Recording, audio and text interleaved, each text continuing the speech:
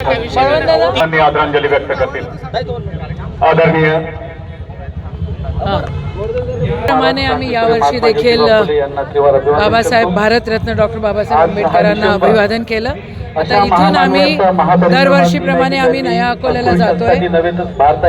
भारतरत्नांच्या तिथे अस्थी आहेत आणि त्या अस्थी आम्हाला प्रेरणा देत आहेत की हे संविधान बळकट राहिलं पाहिजे. तुम्हाला माहिती आहे की कशा प्रकारे जातीवाद केला जातोय आणि कशा प्रकारे समाजामध्ये विभाजन केलं जातोय आणि कशा प्रकारे दादागिरी करून इलेक्शन जिंकले जात आहेत.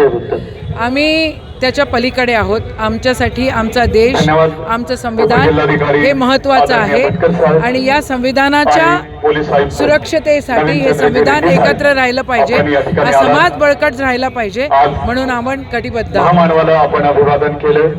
धन्यवाद. शपथविधी झाला शिंदे शिवाय संजय राऊतांनी म्हटलं तसं पाहता नाही, मी त्याच्याकडे कधी बघत नाही.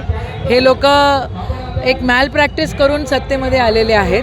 ठीक आहे, त्यांचं अभिनंदन. त्यांनी महाराष्ट्र जपावा, महाराष्ट्र धर्म त्या ठिकाणी सांभाळावा अशी त्यांच्याकडनं अपेक्षा आहे. महाराष्ट्र धर्माला जर तडा गेला तर आम्ही पण आहोत, आम्ही जिवंत आहोत, आम्ही मेलेले नाही आहोत. आम्ही रस्त्यावर उतरल्याशिवाय राहणार नाही.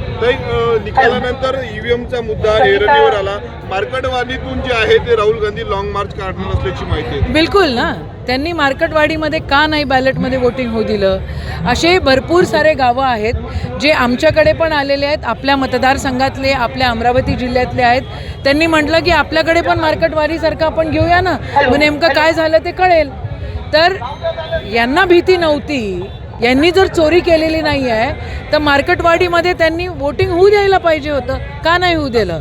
आणि राहुलजी या देशाच्या सुरक्षिततेसाठी, या लोकशाहीच्या सुरक्षिततेसाठी रस्त्यावर उतरतील तर आम्ही सगळेजण त्यांच्यासोबत आहोत. लाडक्या बहिणीवरनं संपूर्ण निवडणुकीत प्रचार महायुती परंतु अनेक अटी समोर येत आहेत. आता सरकार स्थापन झालेलं नाही. आता काय काय जुमले होते हे नंतर लोकांना कळेल आणि किती जुमलेबाजी करून यांनी निवडणुका जिंकलेल्या आहेत हेही लोकांना कळेल. खरं लाडक्या बहिणींना सक्षम केलं पाहिजे. 21,000 रुपये असं त्यांनी जर म्हटलेलं आहे तर ते उद्यापासून सुरू व्हायला पाहिजे. पण आता ते म्हणत आहेत की आम्ही डिसेंबरमध्ये सुरू, आता ते कट लावणार आहेत, आता या सगळ्या गोष्टी करणार आहेत. तर या सगळ्या गोष्टी करणार आहेत तर जनता त्यांना उत्तर देईल. आशाताई, देश विदेशातील प्रत्येक घडामोडींचे लाईव्ह अपडेट मिळवण्यासाठी आता साम टीव्हीच्या सर्व सोशल मीडिया प्लॅटफॉर्मला लाईक, फॉलो आणि सबस्क्राईब करा. तसंच सर्व नोटिफिकेशनसाठी बेल आयकॉन प्रेस करायला विसरू नका.